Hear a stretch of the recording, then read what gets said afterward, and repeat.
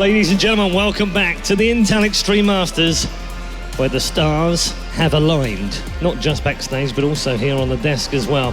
Mr. Carmack, of course, responsible for the Intel Extreme Masters and enjoying himself in San Jose this weekend as we bring you live coverage of the first ever North American sports stadium produced Intel Extreme Masters. We've never actually been to a sports stadium in North America, despite doing that in Europe before. So it's a fantastic first time for us here at the Intel Extreme Masters. We're into the semi-finals right now in StarCraft 2. It's the second one coming up, and it's going to be fantastic. Bomber is the man as far as our friend on the end is concerned, and I know he's going to be saying nothing but superlatives about his Red Bull favourite man. No, I do really love Bomber. I absolutely love Bomber. And he stays at your house and you coach him and you give him advice? Yes, more than that. I tried to get a cuddle in at night, but he didn't want anything of that. He's like, nope, I stay in your room, you stay in the living room, and I just accepted that because this is Bomber, you know. But, you know, honestly, I don't think he has a shot in this series, and I love Bomber, so it pains me to say that. But really? Do you think this is going to be a one-sided game? I think it's going to be very one-sided. I think Bomber beating Super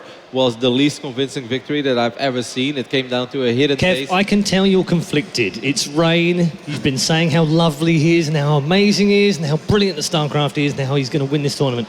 And then he has to play one of your best friends in StarCraft. You're conflicted right now. No, I truly am, because I would not be sad if Bomber advances, don't get me wrong. But with the way that he played against Super and then knowing how good Rain is, I think that Bomber is a massive underdog going into this series. Well, Red Eye, I hate to do this.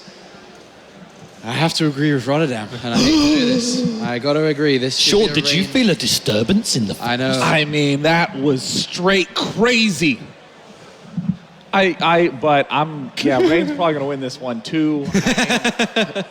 I mean, it's. I think a lot of these series have been one of the, you know, there's what my head thinks, and my heart thinks, and I feel like it's something to do with this chair. What do you lungs? Because whenever Todd sat here, he's always said those words as well. Yeah, and I mean, like, in a lot of the cases, like I'll take the Jaedong Hero match. Where, you know, I know a lot of people wanted Jaedong to win, and there really was that hope there. Right. The hope went along with what the heart said. Right.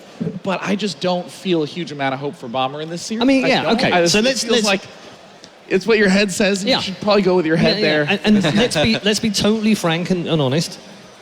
Bomber said himself he hasn't been playing well. He hasn't been practicing. He's done virtually nothing since BlizzCon apart from play other games and take some time off.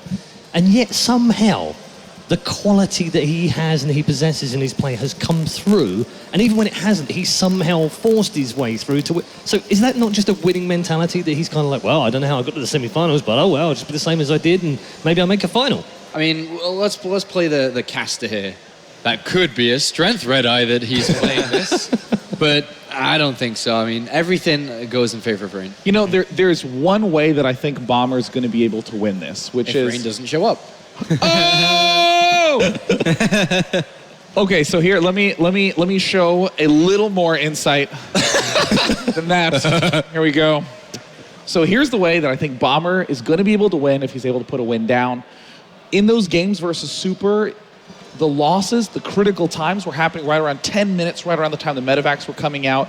And the more new school style of Terran versus Protoss is to just not get your third command center for a really long time and to be super, super aggressive on 5 fast barracks. Okay. And I think that Bomber has the kind of control and the frenetic medevac running around things that he'll be able to deal some damage to Rain. He'll get some like is this a new meta? His medevacs always look like they're freaking out because they have infinite acceleration, so they're like doing this in the battle.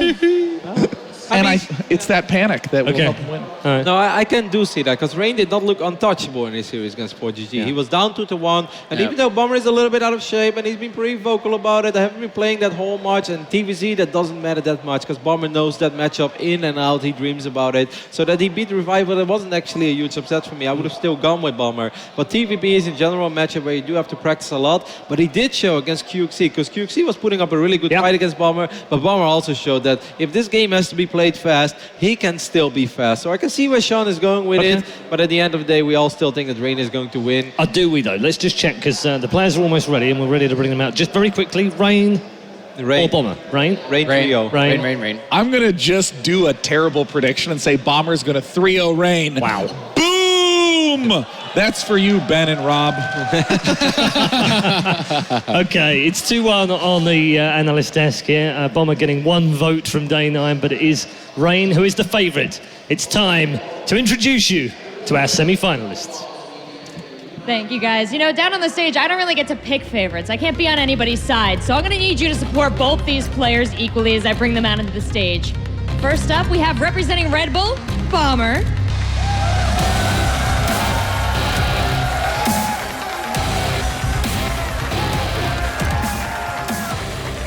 And his opponent, Rain.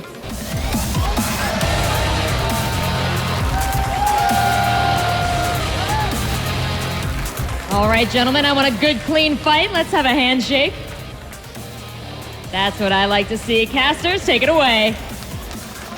All right, the second semi-final of the day means that we are 1 series away from the grand final, and one of these guys will be joining Hero there. Bomber or Rain? A lot of people saying Rain is going to be the one to go forwards, and you being a Protoss, I'm imagining it's not going to be any different from your side. Actually, all of these guys not giving a chance to Bomber really kind of makes me sad and upset. You know, Bomber is the guy who's always been good to a certain extent with his own style up against Protoss.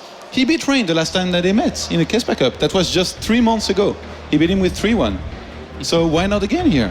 Rain, he's as good as he is. He's a fantastic player as well. Possibly the favorite here too.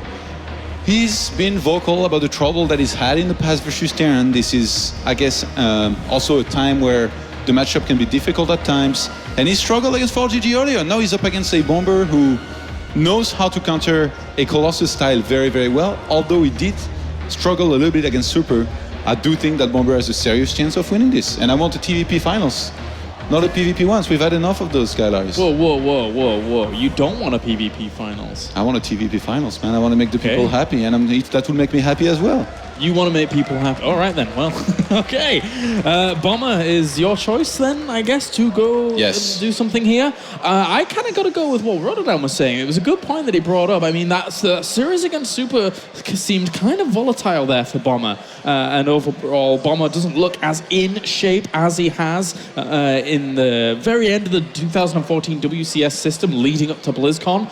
But at the same time, counting him out is a little bit difficult now. The idea of Bomber's Law is kind of diminished. It's kind of gone.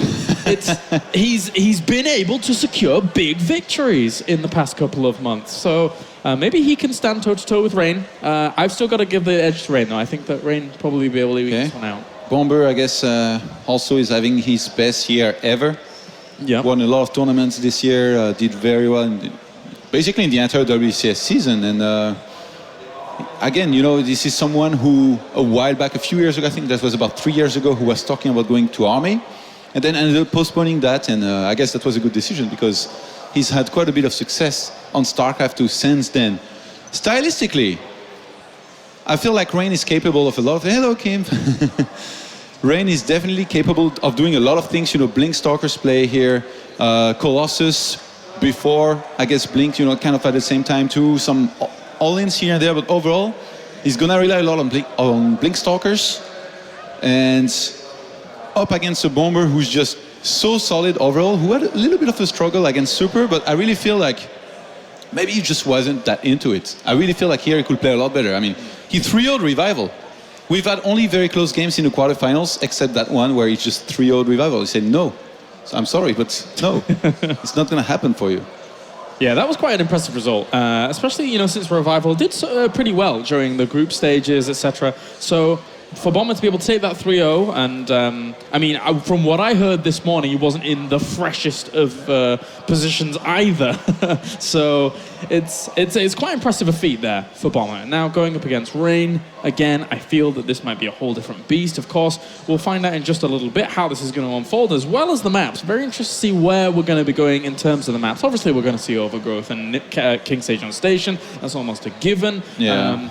I fully expect Rain to veto something like Nimbus and Bomber.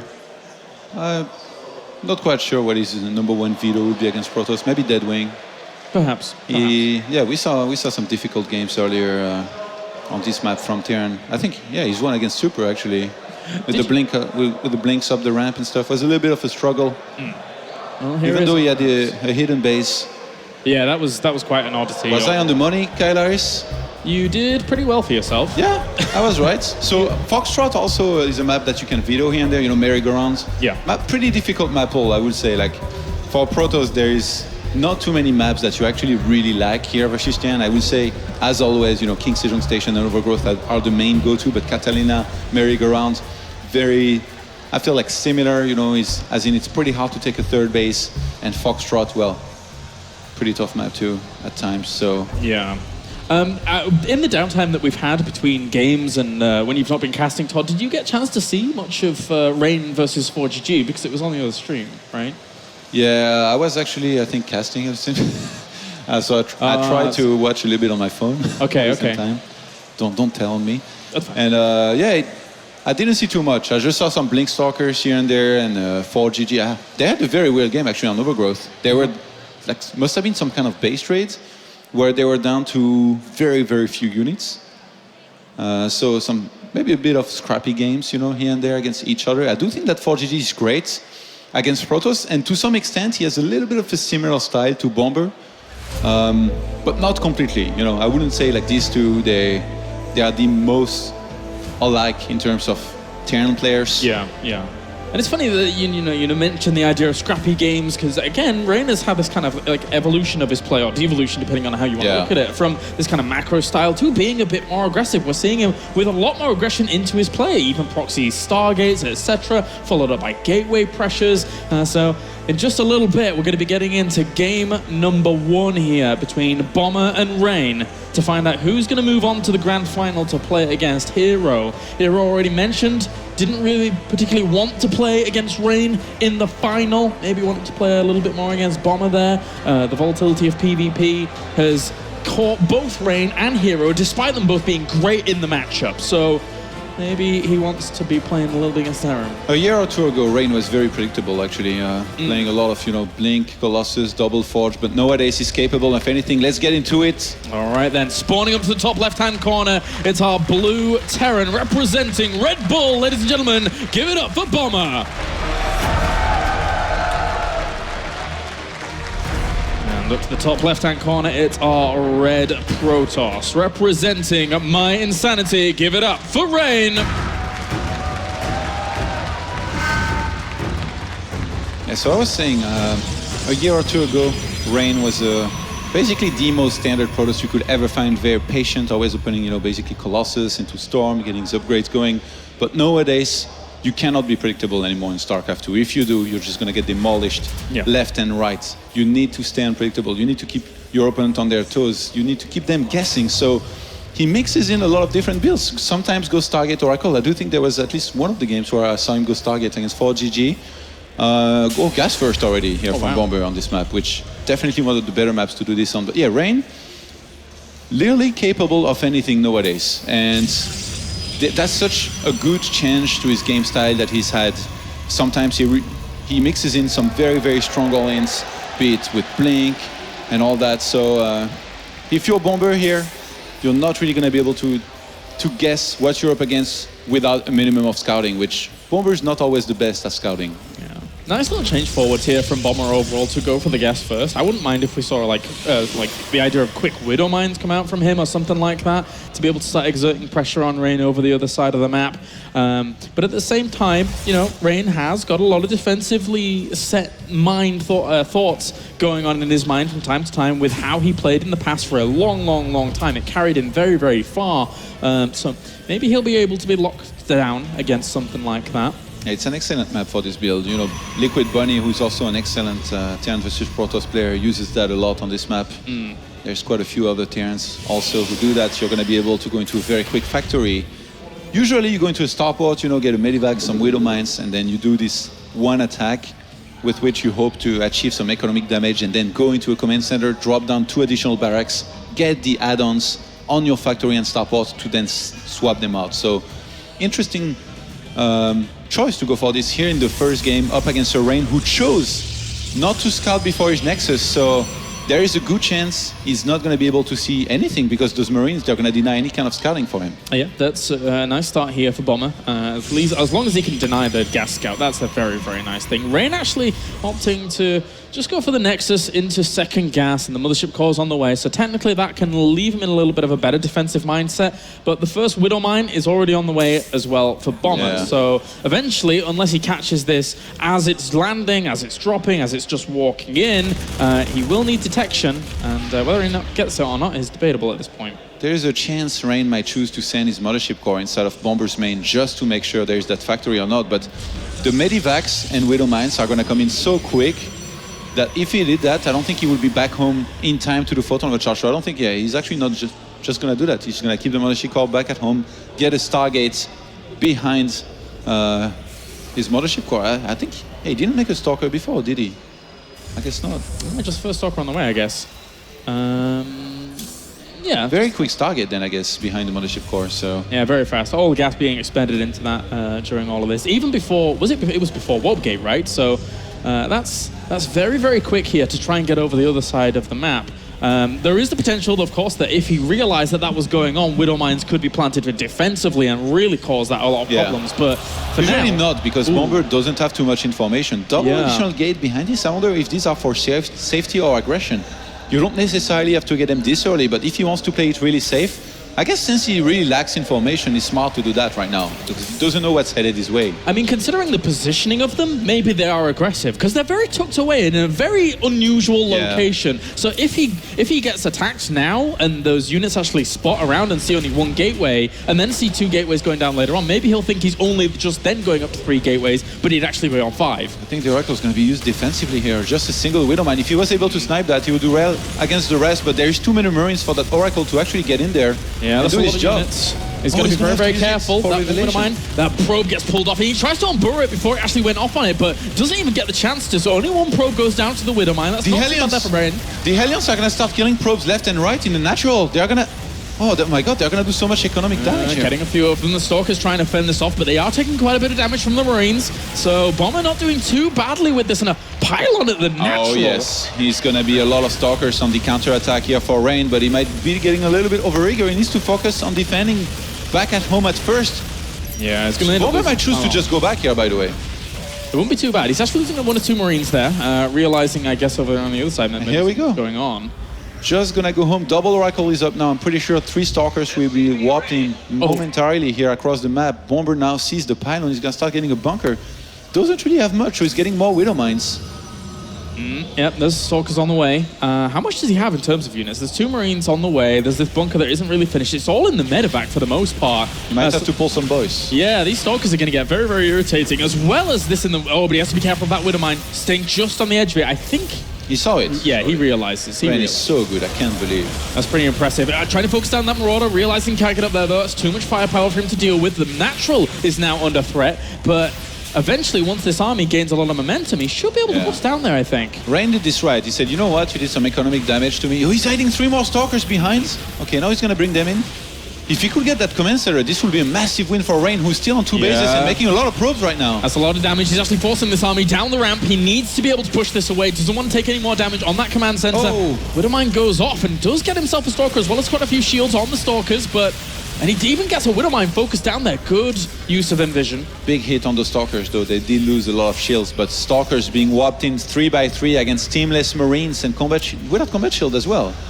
This is the scary push. This is really, really scary. I mean, there's more Marauders on the way, sure, but Envision's trying to be able to hold its own, poking up. He can see these Widow Mines on the very edge of this. Doesn't want to be losing the Oracles, though. Rain is trying to be as aggressive as possible without overextending. I wouldn't be surprised if he just heads on home here very, very soon, just because in terms of army supply here, it's getting scary with all of these Marines, some Marauders, and the Medivacs on top of this. So Rain in a great position now, being on 2 bases, double additional barracks going down here for Bomber. And Rain again finds the weakness in the defense. Very, very nicely done. Tries to boost forwards to get on top of these, and unfortunately, that's how merry-go-round plays out. You cannot get out the back there.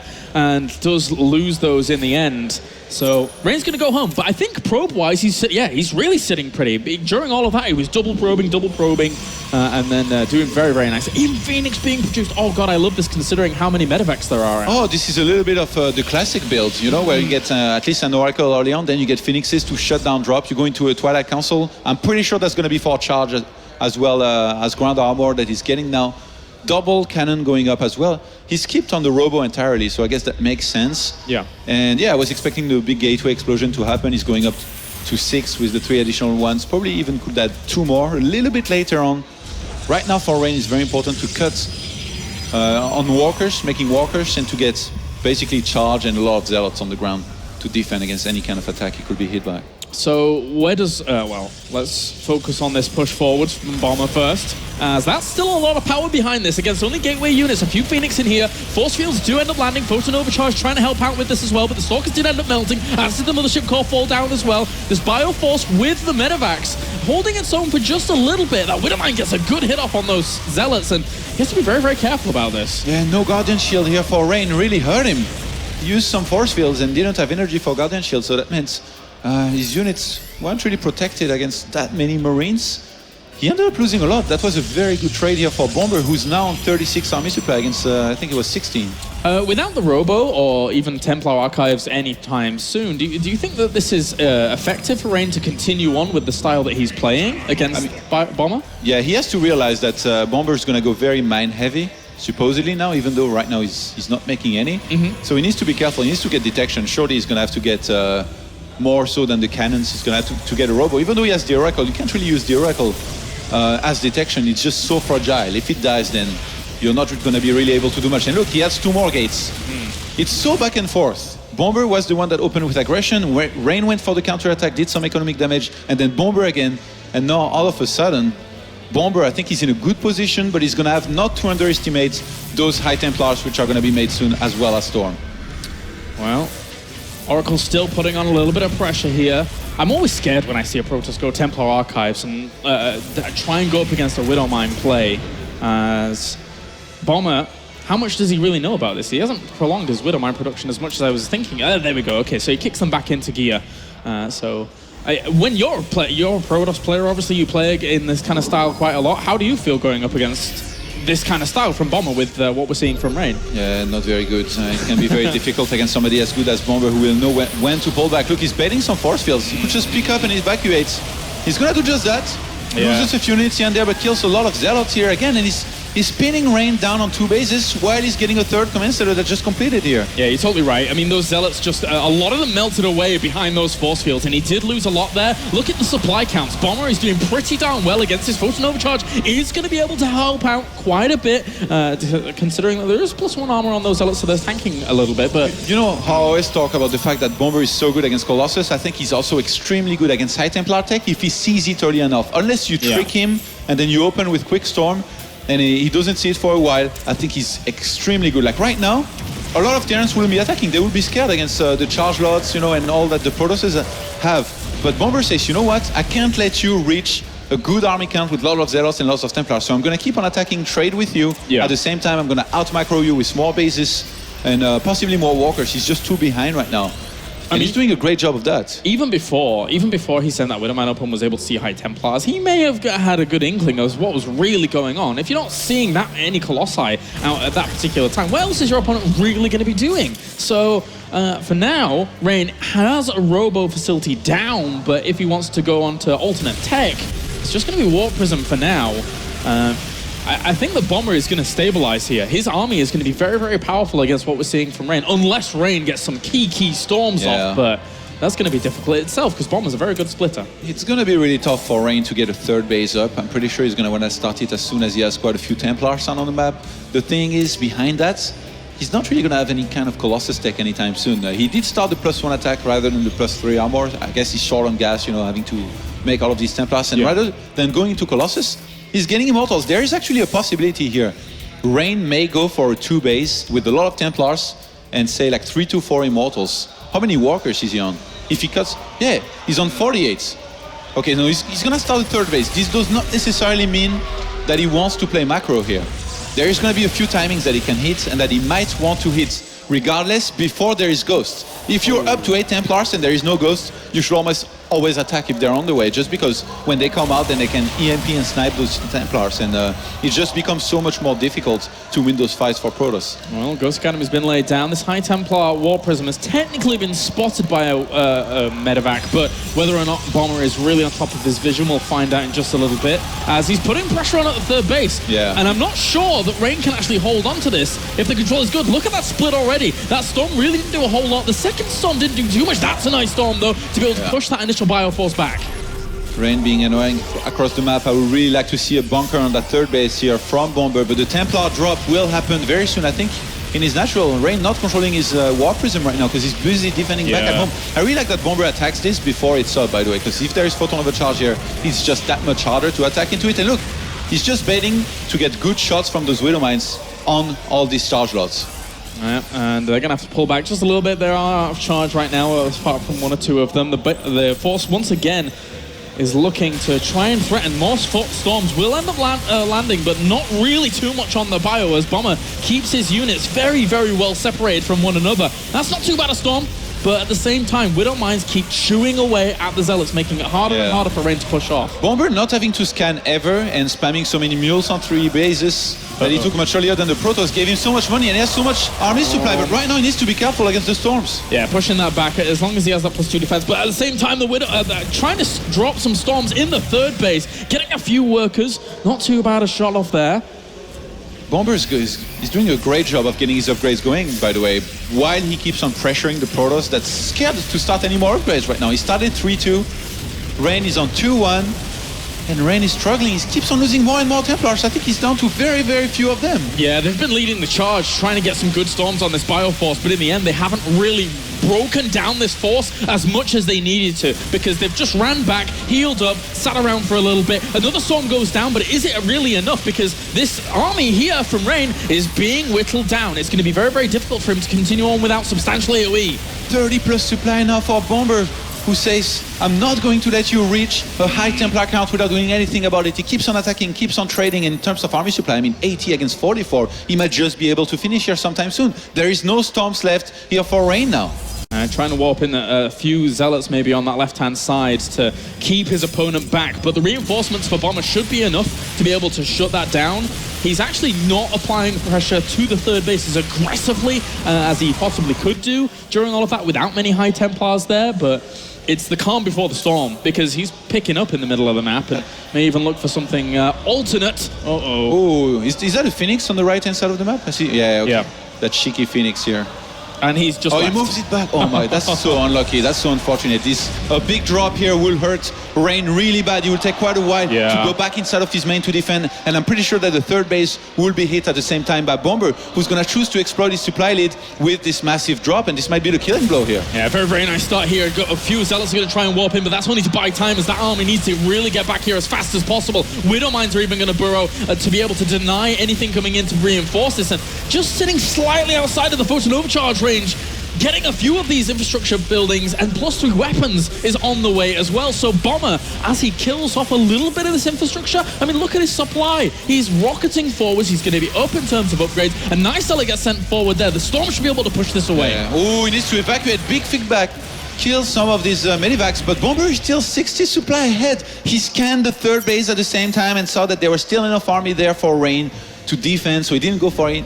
Rain didn't fall for that, but 3-2 upgrades about to come up for Bomber against just 2-1. And the army supply is ridiculously in favor of Bomber here, so if he can push in from both sides, Widow Mines are going to burrow once again in the middle of all of this. And how does Rain defend on all of these angles at the third base? High Templars are going to get picked off at the front as well, as Bomber just strings this army left and right. He's almost double his bonus supply. GG, game number 1 goes to Bomber. And Rain choosing the interesting strategy there, looking to play without Colossi, looking to tech up straight to Templar Archives. It's a risky play to go for when you're up against a Terran that could deal with it so well. Bomber pulls a 4GG or a Demos Lane, which is funny to say because 4GG actually lost to Rain. No Ghost, a lot of army, constant pressure, and then breaks him on merry-go-round. Now that you mentioned that, there was a Ghost Academy down, but did he even have a Yeah, no, it was like, no need, man. No. I just make that for fun, because I could. Well, in just a little bit, we're going to get into game number 2. But before we do that, we're going to go to a short commercial break, and then we'll be back with game number 2 from Bomber and Rain.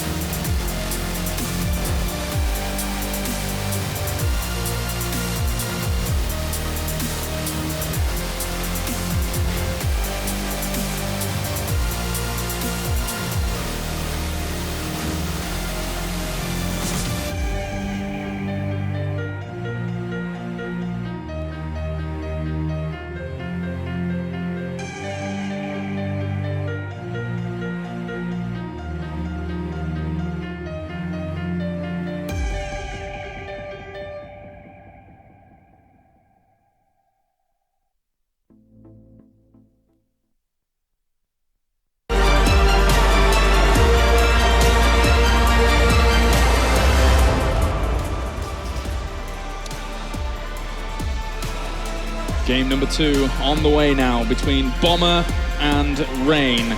As Bomber has taken the 1-0 lead pretty fast here in this series after, in my opinion, kind of a questionable strategy choice there by Rain, who, going against a Widowmine opener from a Terran player to then playing a Templar Archives-based play can be fraught with danger.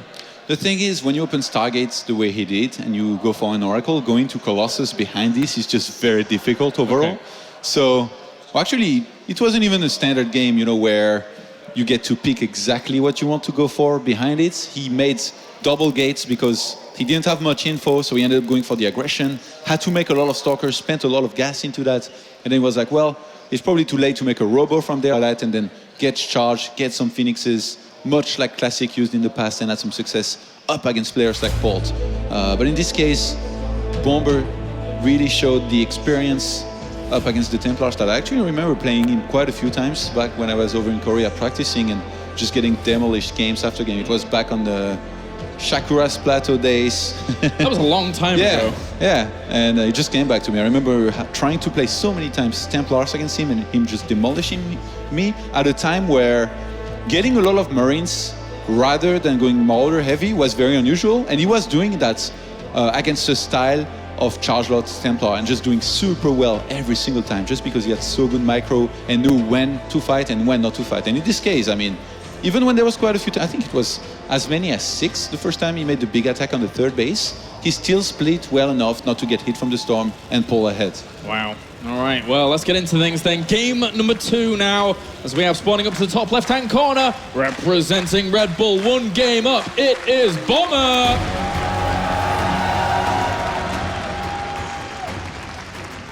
Oh, interesting. Down to the bottom right-hand corner, it's our red Protoss, representing My Insanity. Give it up for Rain! Rain maybe taking a page out of the notebook of SOS here with his proxy. Usually when you do this, you're basically hoping for a command center first, a lot of the time. Even if there is a Reaper, you can hide to Zealot, then walk in there and just wreck your opponent's mineral line. Yeah. The Reaper will have to come all the way back, and then you have killed a bunch of SCV, you just take normally from there, and this should just be one single gateway with... usually it's double Zealot into Stalkers. He's queued up SCVs. Yeah, he's going for CC first. Uh-oh. Rain might be onto something here, able to anticipate his opponent's build. Bomber, I'm pretty sure he's not going to scout with this, and he's going to be in lots of trouble. This could be a build order win here, Kailaris. Bomber, scout. No, I don't think so. You're right. This is certainly going to be a bit of a problem here for Bomber, as this gateway almost complete already. And two SCVs? He's actually going to scout. Okay, so he actually is going to scout. Oh my god. But it's a little bit late. That's the problem.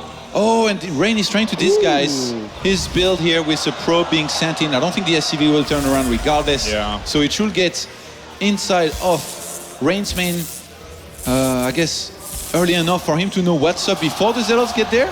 Maybe. The thing is, he's starting his barracks so late that he's going to be in trouble anyway. He's going to have to pull an SCV here as well. And as long as that Zealot can prevent the SCV from building that second CC, he's just going to slow his opponent so much. And at the same time, I mean, Rain, this is just one gate. He's making a bunch of probes. He's going to get ahead in walkers. And also, at the natural, if the probe is there, and he thinks he hasn't gone into the main. So only now seeing this Zealot is the first time he gets any indication of it. The SCV, there you go. GG. Game number 2 goes to Rain. It's as simple as that. Rain here.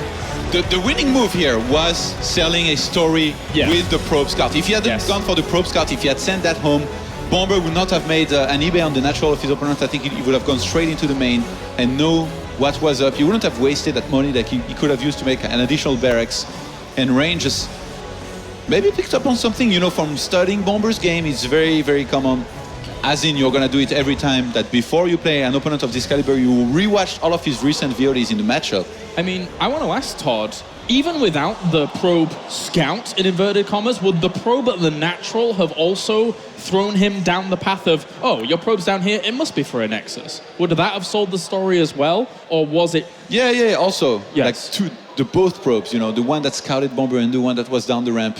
Okay. Rain really playing the mind games extremely well, and Bomber falling for it here a little bit. Not much you can do in this situation. This is really like as build or a loss as it ever gets. And unless you open safe, with the Reaper and you go for a quick SCV scout, there is not much that you can do here. He took a little bit of a risk with going for the CC first. The thing is, it's also very risky for Rain. I mean, there is a bunch of builds here that he can face where he scouted early, or even where there is a wall off at the ramp in which he deals no damage and he finds himself quite far behind.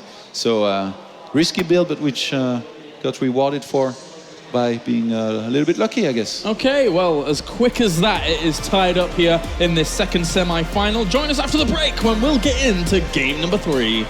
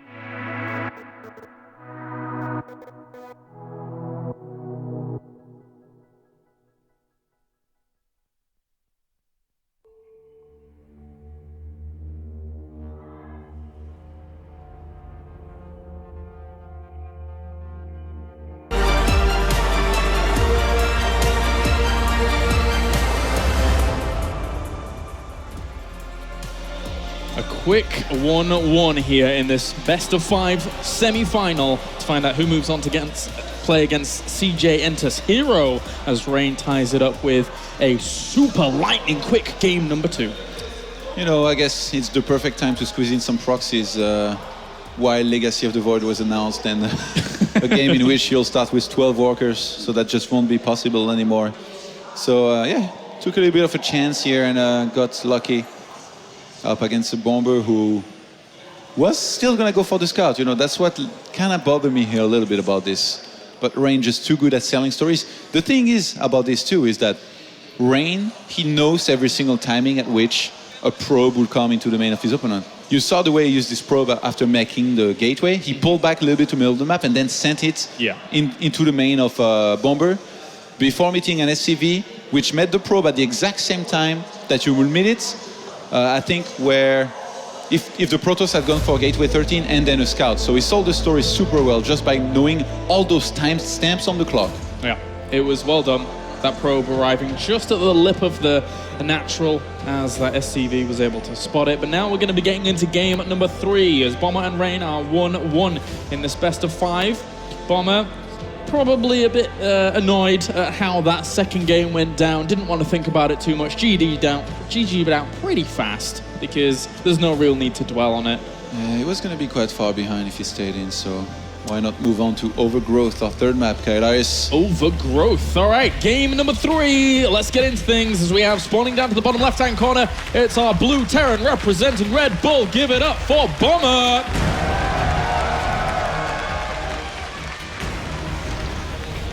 And up to the top right-hand corner, our red Protoss, tying the series up here in this best of 5. Representing My Insanity, give it up for Rain. Do you think Bomber plays the double reverse mind game and goes command center first again? Not on this map. I don't think so. All right. We'll see, we'll see. I know he's going to do it now. Yeah, that's how it works. I wouldn't ask that if I didn't think he was going to do it. I think there is a chance he might do something like that. Yeah. But I mean, on this map, not necessarily the map where you go command center first on the most. I feel like it's probably a little bit more common on King Stage on Station. Rain, though, he has, I guess he has a little bit of opportunity now that he brought it back to go for some different stuff. If you wanted to go for, say, like a greedier build, you know, where you get, say, for example, Gate on 15 and then Gas and then Nexus, he could do that, but just gonna go for the standard Gateway 13 as Bomber does some very standard build here as well. I think it was Rax on 12 and Gas on 12 as well. Yeah, and I like this from Bomber, you know, to be able to, if he wants to just squeeze that Reap around. I think that Rain, again, has shown more tendencies of aggression this tournament than any other tournament ever when he's normally playing. So for him to have the idea of a Reaper being around and about on the map, not only to try and poke him, but they can also scout the perimeter of the map as well to make sure Rain isn't doing anything sneaky, like a proxy Stargate, for example. Yeah. Rain keeps going for that second pylon, which is a little bit of Zest-esque, you know, where you can try and spot extra things with it. Mm-hmm. Not necessarily to make additional buildings. I don't think you will make it around there if you wanted to do that. And yeah, we're just going to see the standard Reaper opener into command center, most likely into 2 additional barracks here. Bomber's main go-to build. Whoa, what's happening, Bomber? What the? Changing his mind here. Didn't want to get a second supply depot. I guess he wants to get that command center before that. But then why start the depot, Bomber? I don't know, why start the depot? And also, all that probe just sneaking on down there.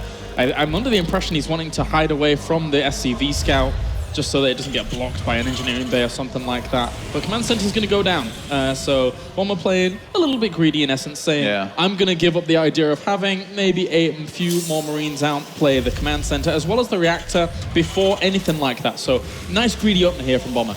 And our observer Flo here, who's been doing a fantastic job, pointed out that Bomber stopped mining gas, so it is indeed going to be 2 additional barracks behind this as Rain goes for the cheeky third pylon in a corner of his base, which sometimes means targets. Zest actually makes it here and still gets a Twilight, so why not Twilight as well? What do you think, Twilight? I'm testing you again. Yeah, let's go Twilight. Sure. Oh, I think Twilight too. Well, just 1 additional barrack so far here for Bomber, who started mining again. I think he wanted to go for maybe another command center here. Hey, look at how much money. Okay, no, he's gonna go for a barracks.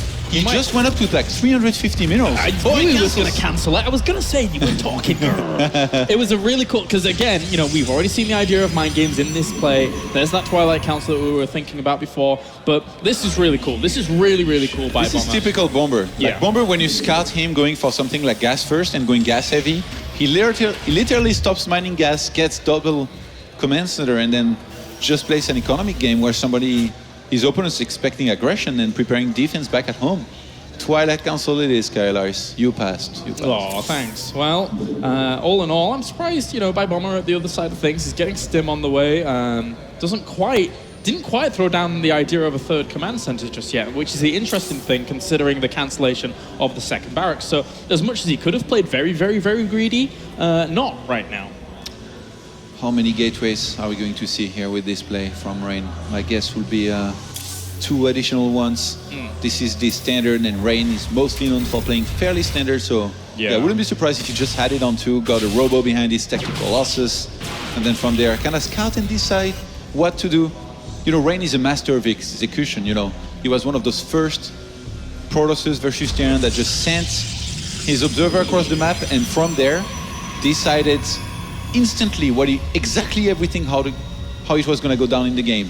If he was going to push at a certain timing, or if he was going to take a third base and then attack later on.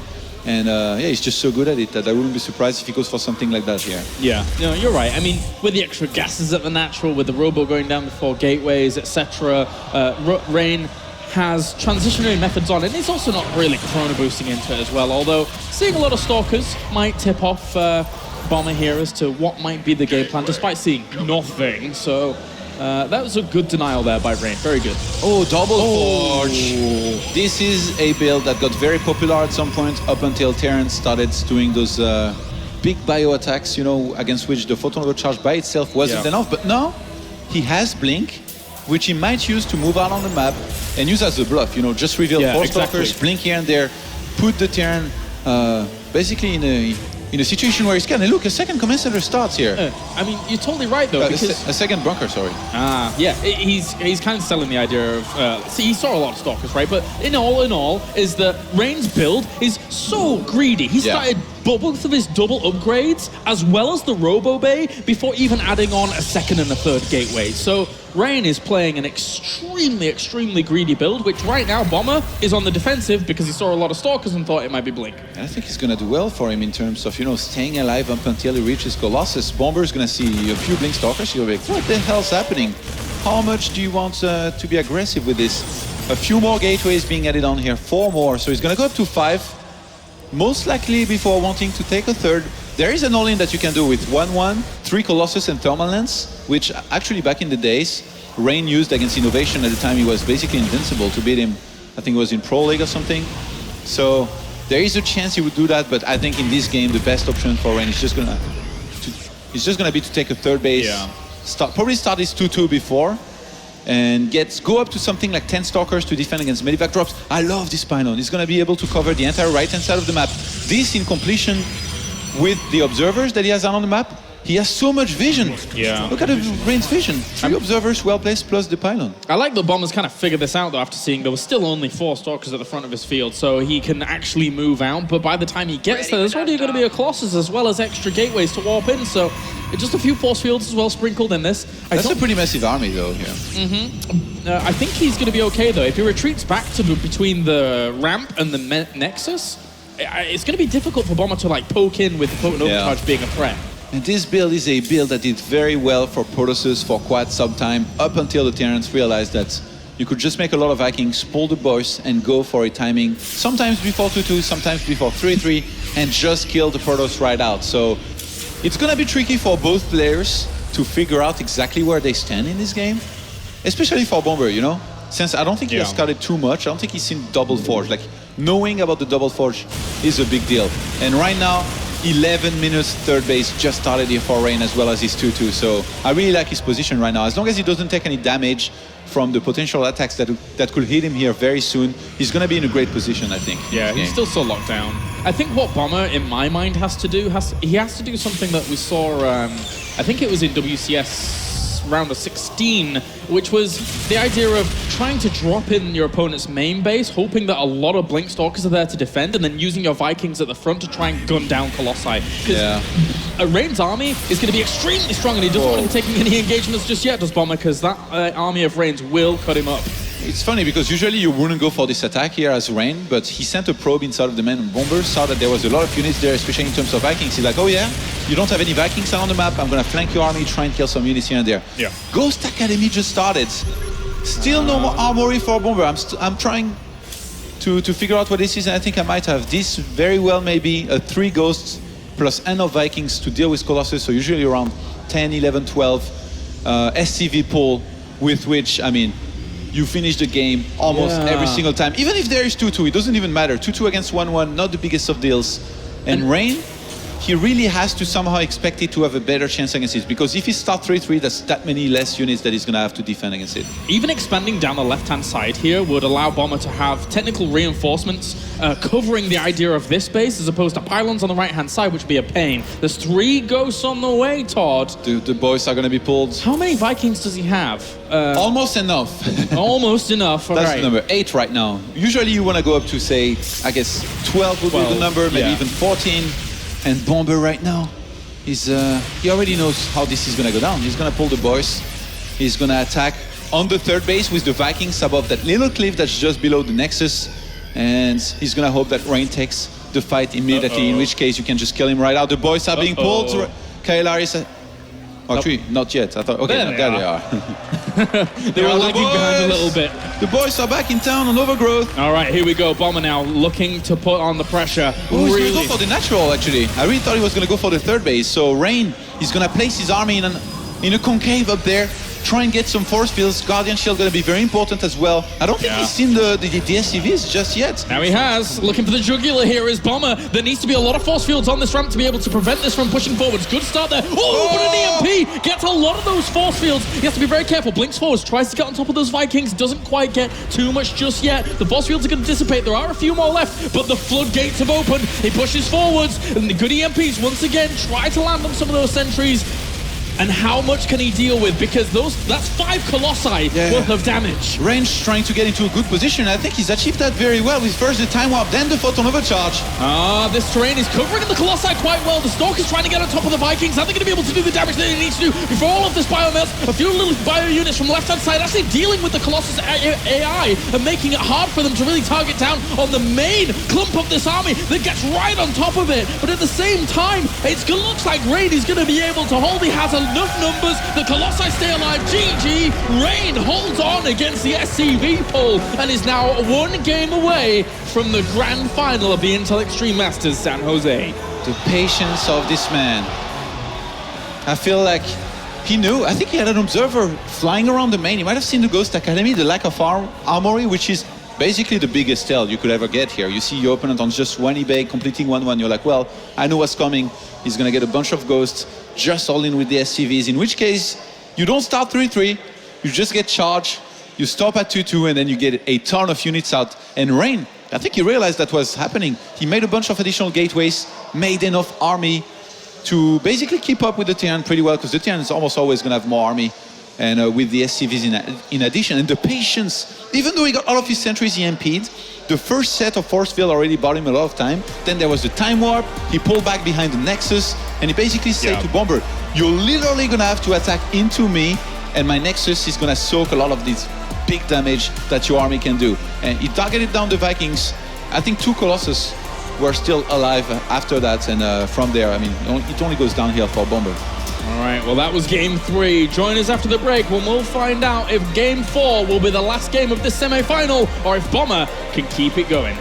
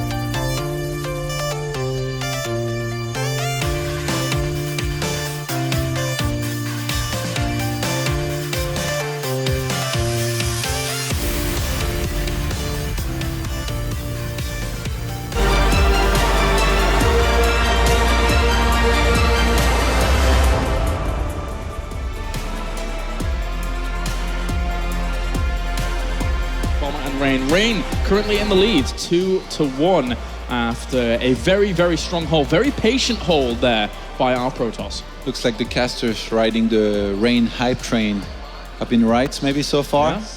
Bomber not out of it just yet, put up a good fight, except maybe on Sejong. And in that last game, I did think this was going to work actually. This was such a solid hold by Rain. If you're a Protoss player and you struggle against SCV pulls, probably the best example you're ever going to get on how to hold this. So make sure to rewatch that VOD and take some notes, because this guy here knows how to win, even against Terran SCV pulls, which can be said about all Protosses, Kailaris, if you know what I mean. I know what you mean, Todd. Bomber also might kind of have to know what you mean, because right now he's staring down the barrel of a gun, and it's not going to be pretty if he's not able to tie up this series, because Rain is looking pretty darn good here.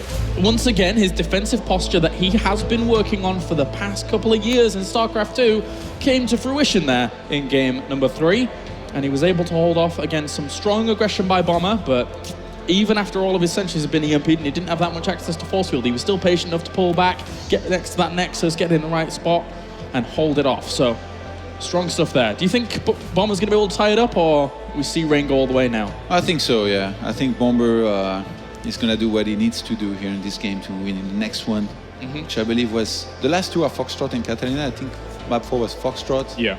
Yes, it is. All right, so let's get into game number 4, as we have spawning down to the bottom right-hand corner, needs to fight for his tournament life right here, right now. Ladies and gentlemen, give it up for Bomber.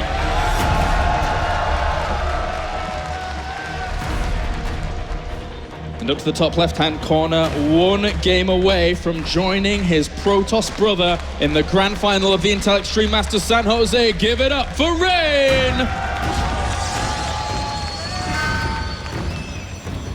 Rain, who's been doing a pretty good job of mixing it up so far in this semi-final match. You know, first game he tries to go for Stargates into High Templar charge loss. Second game, a proxy, and third game, Blink. And yeah, just fantastic play from him. Blink Colossus, very standard actually with the double forge. I guess the double forge is kind of fell out of fashion just because of all the strong SCV pushes that you can do. And maybe if Bomber hadn't gone for the 3 ghosts, he could have hit much earlier. You can even play standard without SCV pulse and just get enough Vikings, maybe get a second starport early and then go for a big timing. But he chose not to, and we're gonna have a gas first here by Bomber on Foxtrot, who's probably hoping Rain doesn't scout for it, in which case, if you can get lucky, you know, get into your opponent's base with the Medivac and some Widow Mines, you can do a ton of damage. The thing is, his opponent is just so good at defense. Rain, almost as good as he's at offense. Actually, probably better at defense than he's at offense. Yeah, I would go with his better at defense. He's one of the masters, one of the absolute masters when it comes to defense. We've seen it time and time again from him in the past. Now, again, we've already mentioned many a time in this tournament, he's diversified his play. He's made it more all-rounded overall. And Bomber is looking for an opportunity here to probably try and do some damage on the other side of things. But I don't think Rain's going to let him. I think Rain should be able to hold on through this. Yeah, especially since he's scouting early on. It's always nice to scout. Oh, hold on. Where is he going? Just checking for some kind of 2 racks proxy here. Okay. For a second, I thought we might see a second gas go down. He's actually started a 0. This should be for a cancel. But yeah, scouting this early on, spotting that you're up against a gas first is going to be very important. But the probe is heading in an interesting direction. I think he's going to go proxy Stargate here. What are you up to, Rain? But he didn't get second gas. I guess it's a delayed one, considering the fact that there's a Nexus on the way, so it's not like a full commitment to it, right? Is he gonna hide like a Nexus here or something? He saw Bomber against Super, he's like, I'm gonna give you a taste of your own medicine. I don't think that would go well. Where's he going now? Against Widow Mines, most likely. Why was he checking all the way up to that? He was trying to dodge a Reaper, I think. The Reaper timing is around, I think, 3:25, 3:30 it comes out.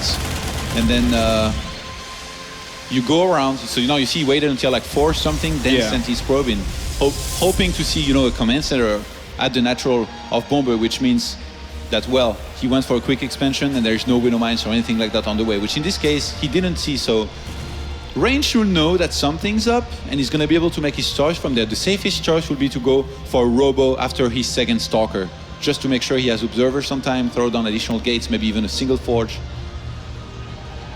Well, Is it going to be the Robo? Yes, it is. All right, so he's playing it a bit more safe, a bit more go-to overall. I mean, this SCV is going to head on forwards and see the Nexus at least. I just love to be right, Lars. I know you do. I know you do. I basically humble you and humor you for the most of the time, and it's okay. It's interesting, a single Widow Mine into possibly more than one Hellion. He might want to drop the Marines and Widow Mine in the main and attack the natural with the Hellions. This is a map where Photon Overcharge, if you go around it with the Medivac, and like for example, if you force it in natural, you can do a lot of damage to the main, and vice versa. So Yeah. Bomber is gonna basically look to do a lot of damage here in the game where he just started his Command Center, even though his opponent's Nexus is already up. And no additional gates just yet for Rain, by the way. Yeah, He's so- delaying those quite a bit. How many units does he actually have to deal with this? He's going to be able to Photon Overcharge. 3 Stalkers are available to him, but... He has a fourth one on the way, I think, which is always Yeah. nice in this situation. A bunker even starting a natural. Whoa! Whoa, and actually forced out the Photon Overcharge at the natural very, very quickly there. The units are going to drop down. Widowmine needs to burrow here during all of this, and that's a lot of Oh, range. the Observer's gonna come out. Does he then try and snipe it? No. That would be so sick, but... Oh, brilliant move there with the probe, though, to be able to soak that up. Kills that off as well as the Observer is already out and about. But Not bad. 7 workers. Not bad, 7, but I just don't know if it was enough. I mean, from there, Rain Yeah. surely can chrono boost a lot of probes out. He's already defended this. As long as he doesn't completely move out of position with his Stalkers, he's not going to take any more economic damage. Look, already taking gases at his natural. Yeah. He's got so many more walkers up against a Bomber who's about to finish his second Command Center, which is going to have to morph into an orbital. So he's going to pull very far ahead in terms of walkers. In the end, I really like the decision for him to go for Photon Overcharge on the natural, because of the fact that there was that bunker there. The presence of that could have been quite threatening Oh. later on, but Sneaky. yeah, he's going to get in here. The other Stalker's well positioned though, so if he focuses down a few of these Marines, he should be fine. Marines actually choose to fight against the Stalkers here. I'm not sure that's the best idea. I guess he has the Medivac to heal them, and Bomber's just going to evacuate for now. Starts the ground armor level 1. He fixed his gas at least. He Yeah. had 4 out of 3 here for a second. 41 probes against 30 SCVs. I think that aggression saw pretty much everything he needed to see as well, right? He saw the Robo, he saw the Forge. That's such a Rain observer, man. Just flying above this production facilities saying, well, I know exactly what you're up to. No. Robo Bay goes down. I'm pretty sure Twilight Council should follow here very soon for Rain. Yeah, it would be nice. He'd be able to tie that up pretty nicely and then get himself that blink on the way eventually as well, as Bomber has to unload and look for an alternate means, look for an alternate path here, because unfortunately for him, Rain, with that Robo Bay on the way, oh, double drop. There's the Twilight Council, and if he hit, how many Okay. gateway units do we have? Look at Rain's vision now on the map. Observers everywhere. Yeah. It's really actually there is a blind spot between 2 observers. I'm not sure if Bomber's gonna go through it. Oh my god, he might just. No, I think the Observer just spotted it. Okay, barely goes in. There was a small attempt at juking there. I don't know if he actually spotted the Observer or what, but he was frantically moving around, and this has all been spotted. It's going to be difficult to really get a good drop here. Bomber's just gonna evacuate. All good Terrans know where they never drop into Stalkers and lose everything. Uh-huh. Even though Bomber, he's had a few hiccups with his Medivacs, especially in TvT. Yes, he has. Let's not dwell on those poor little mistakes that we've seen. He's lost a lot of units in Medivacs. 4 extra gateways overall going to go down here. I think so. He's gonna go up to 5, much like in the previous game. Except in the previous game, he had double Forge. Playing it a little bit more safe and standard here. Rain didn't try to sell any story with some kind of early on blink. And from there, wouldn't be surprised to see him take a 3rd base just below his natural. Should start working on those debris soon, but still worried about some kind of potential drop that could hit him. +1 attack upgrade after +1 ground armor, a little bit unusual. A lot of the time against Terran you will get +2 ground armor as a Protoss. And it's really lovely vision that Rain has had. You've mentioned it before, and it just continues to persist. He's even above that army accumulating in the middle of the map right now, so it's going to be very, very difficult for him to do anything. And, oh, there is a scout up to the top right. He's looking for Bomber's potential hidden bases. He saw Bomber versus Super. He says, that's not going to happen against me. You're not going to sneak in a third base and beat me with your superior economy. Rain being very, very careful and thorough. That's very, very good. One Marine does lead the charge there, sees the extent of this army. 2 Colossi are present, so Bomber's going to have a very difficult time of doing anything there. And there's another pylon up to the top right. Templar Archive's going to be added on. Bomber is completely skipping on the third base here, by the way, here. No third base has started, getting a second starport. Oh God. I think these two, they want to clash on 2 bases. Well, at least if you're Rain here, what you should do is scout a lot for a third base, and as long as you don't see one, you don't start your own. Because if you do, you're going to die. Double additional gate here for Rain. He's going to go up to 7 Templar Archive. Most likely going to want to transition into Charge Lot and Templar on 2 bases. Yeah, he's got to be very, very careful. Yeah, he really does. The double Stargate play, Starport play even can be very, very strong if those Vikings are able to get right on top of those Colossi and start gunning those down. But Storm's on the way already, and it's being chrono boosted into. Rain might be able to buy enough time here for that Storm to come out to cause a lot of problems to those Vikings. Yeah, it's nice for Bomber that he found this one pylon here. This might force some more... Actually, even finding the pylon, that means he's going to kill that. And in terms of scouting, Rain is going to be limited to either sending one of his very important observers across the map or keep on sending hallucinated phoenixes. The third base stars, this might be a game-losing mistake here for Rain. Even though he has Storm halfway through done, there is going to be so much supply from the Terran when it hits, and surely enough Vikings to deal with the Colossi being onto starports. Especially since Rain, for a little bit of time here, is going to be supply boxed. Of course, he has a few pylons in the works, and that'll get him out of that. But whilst all of this is going on, the Storm is about to finish. He's also opening up the rocks, so he might abandon the idea of this. I don't think so. Like, this is already a massive commitment to go into 2 starports like this, so I think he's going to wait. Yeah. How many Vikings is he on right now? Bomber is about to get 3 more. Already 11. So yeah, here we go. Yeah. This is it. Rain, he only has 5 Templars, and that's a lot, but I'm not sure all of them are going to have enough energy. Right now he sees this coming with the Observer. Rain, he needs to do the same thing that he did in previous game if he wants to win this game. He needs to buy some time, maybe with some force fields. He needs to get a lot of Templars with Storm, maybe some Archons with those that he just makes that have just 50 energy. And he didn't cancel the third base, surprising. Well, this is all or nothing here for Bomber, really. He needs to do big, big damage. He already sees 1 Storm come out. That's going to be a big deterrence here for Bomber, who now has to find some sense of positioning against this. Only 2 Medivacs, by the way, against this many High Templars. This might be too late here for Bomber for a timing to hit against Rain, who has so many Templars. Trying to come in from multiple angles with the Vikings. They end up clumping up there during all of this, and now the Storms are going to end up landing on quite a bit of this army. Bio trying to stem back. The Vikings, though, have done a good job here to be able to crush a lot of that, but Zealot's powering forwards. Another Storm hits a big chunk of that Bio down to the bottom left. The Vikings landed, but they died off as well. Rain with a big supply advantage. GG! Rain is able to take the series 3-1 after holding off the aggression, and he holds true to his previous mantra of defend, defend, defend, as Bomber brings the aggression to him, and Rain is able to hold.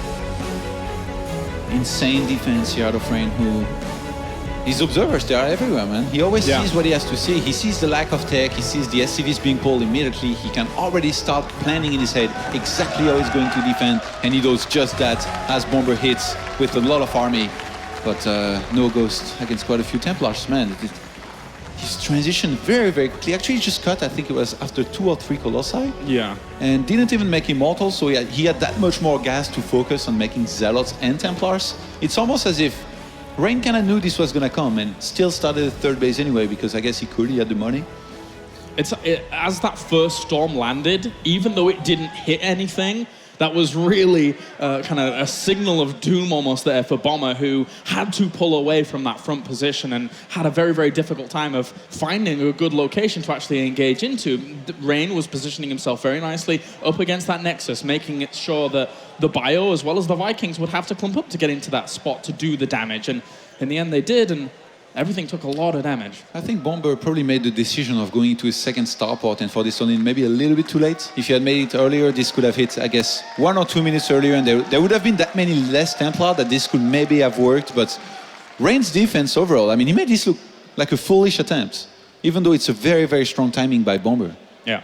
Well, that means now we know our two finalists going into the grand final here at the Intel Extreme Masters of San Jose. And it's two players that a lot of people kind of touted to be going through to the finals. Hero versus Rain. Kesper now versus ex-Kesper as Rain transitions onto My Insanity from SK Telecom T1. And that's going to be a good PvP final. They've always shown good PvP in the past. Two of the best in the world in this matchup. So I'm looking forward to it. Man, players that join My Insanity, they are just bound for greatness immediately after it. They get so much success every single time. Yeah, Does Rain have the My Insanity blessing, or is Hero again gonna win here at an Intel Extreme Masters? He's already won 2. So successful in those tournaments. Yeah. He's won a lot here at the Intel Extreme Masters. It's basically his second paycheck alongside Kesper. He gets a lot of money from here. Apart from that 100,000 one, that was let's not mention that to him. No, let's not mention that one. Anyway, without further ado, we can head to the winner for an interview. Moving on to the grand final, it's Rain with Smix. Thank you very much, Caleras. Congratulations to our final finalist here at IEM San Jose.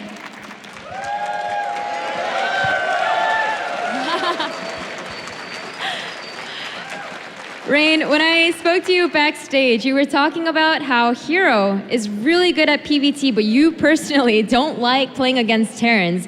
And yet you had a very dominant performance just now against Bomber. Were you lying or what just happened?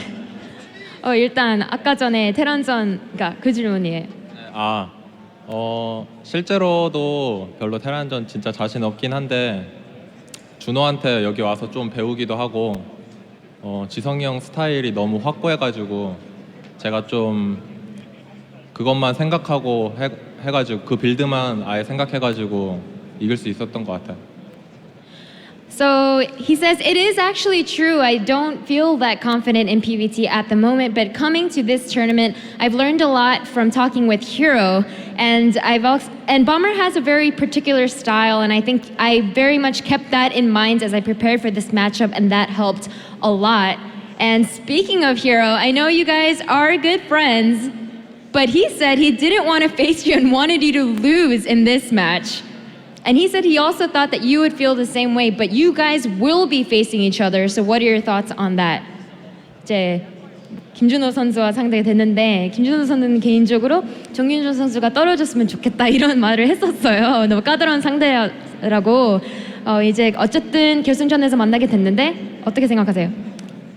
일단 호텔에서 준호가 8강 대진이 뜬 다음에 결승에서 서로 만나자고 해놓고서 이렇게 뒤통수를 쳐가지고 약간 어이가 없긴 한데 그래도 저는 승부는 승부인데 그래도 준호랑 결승에서 만나면 되게 즐겁게 할 수 있을 것 같다고 생각했어요. 그래서 그냥 재밌을 것 같아요. 그냥 대회가 아니라 그냥 재밌게 즐기려고요. So he says, I'm a little confused because when I was talking to him at the hotel when the brackets were first released in the round of 8, he definitely said to me, let's meet in the finals. And then he went and betrayed me like that. So I was pretty shocked to hear that. But that being said, I think a competition is a competition, but I'm going to look forward to this finals as if it's just a fun game. I'm going to not think of it so much as a tournament win, but as a really fun series between the two of us, and I'm sure you guys will enjoy it as well. And last but not least, Rain, I want to see if you have anything to say to your fans before this match about how confident you are. 일단 이 결승전 전에 팬들한테만 자신감이 얼마나 있는지 좀 얘기해 주세요. 자신감이요? 자신감 그렇게 그냥 모르겠어요. 아직 대회 솔직히 적응을 잘 못했어요. 아직 해외 대회. 그래서 실력이 다 나오면 물론 이길 수 있겠지만 그래도 아직 잘 모를 것 같아요. 푸푸전이라서 그리고 심리 싸움이 되게 중요할 것 같아요. So he says, honestly, I don't feel like I've adjusted completely yet to the tournament. This huge arena, all you guys playing in front of all you guys. I'm not 100% adjusted. And that being said, it's also a PvP because So I feel like there will be a little bit of a factor of luck involved as well as mind games. So I can't guarantee anything, but I'm sure he will try his very, very best. I'm very much looking forward to your game against Hero coming up very soon. But before then, let's head back to the desk with Red Eye. Thank you very much, Sue, and congratulations to Rain. He hasn't adjusted yet, but he's somehow made his way through to the final. Let's take a quick look at the bracket and confirm our finalists for the Intel Extreme Masters San Jose 2014. It will be Rain versus CJ Enters Hero, both of them reaching the grand final after 3-1 victories in the semi-finals. Rain's first ever Intel Extreme Masters final, CJ Enters Hero's fourth inside 12 months. It's been a fabulous 12 months for the CJ Enters star as well. Guys, very quickly, we'll wrap this up before we head towards the final, but you all said, you know, with barring one man, which I'll ignore for now. And boom! 3-0 Bomber! Bam! I'll predict it again. See, day 9, damn it, I was going to have your back and I was going to be like, no one said Bomber. It's okay, I know how to adapt. Okay. To keep repeating the same prediction. Okay, good. It still didn't work. I think Kalaris also chose Bomber. Did he? I think he did, yeah. I wouldn't be surprised. Thanks, James. That would make sense. After he was up 1-0, right? After he was up 1-0. Only when he went 1-up. Yeah, only after he went 1-up, that's for sure. Yeah, he's mouthed it off. We can't hear him, it's bliss. However, when Bomber went 1-up, you did start to think, ooh, maybe he can still do this. And then somehow the quality kicked in, the class kicked in, and Rain just rolled through those last. Yeah, the longer the series, the more likely the better player is going to win. So even if it was 1-0 up, I was like, that's okay. If he was 2-0 up, then maybe there's a little bit more cause for concern. But I think that he was always going to win that no matter what. Yeah. Roddy? Yeah, I must say I was a little bit surprised by the opening of Rain in game number 2, because that is a risky opening. You cannot never be sure that Bomber goes for what he actually went for, and that's CC personal low ground. That is a risky thing to do when you're down 0-1, because if that backfires and you go down 0-2, like Sean said, well, then I'd be a little concerned as well. But I must say after that, especially the hold on Overgrowth, that's not easy how he did that. He's just perfect blinks, pull back, get a couple Vikings, pull back. It all looks so easy, but trust me, when my Colossus are standing there, they're sitting ducks and they always die and they never hold. But Rain did it very well. Indeed he did. Sick Nerd Baller vote is up and running, by the way. And you can go and vote for that right now. Facebook.com/IEM. There are 5 big names on that list. I won't reveal who they are. You can go and find out for yourself. And these gentlemen have already given you their idea on who the Sick Nerd Baller might be. Does Bomber still fall into that category as one of the guys that maybe deserves to win that MVP award? Snoot's going to win. Right. Because I'm just looking back at you just go ahead and ruin it for everyone. Well, sure. it's very obvious because I've been following the Intel Extreme Masters for a good couple of years, and I'm pretty sure I can nail it down when it comes to the prediction of who wins Sick Okay, Ball. hold on. I think I might be in tune with your brain here. They must play for Team Liquid. Almost all of the MVPs. I was going to say something else, but yeah, let's go for that one. Let's go for that one instead. Okay, thank you very much, gentlemen. We are going to take a very quick break on here. And when we come back, ladies and gentlemen, it's time for the grand final. Woo!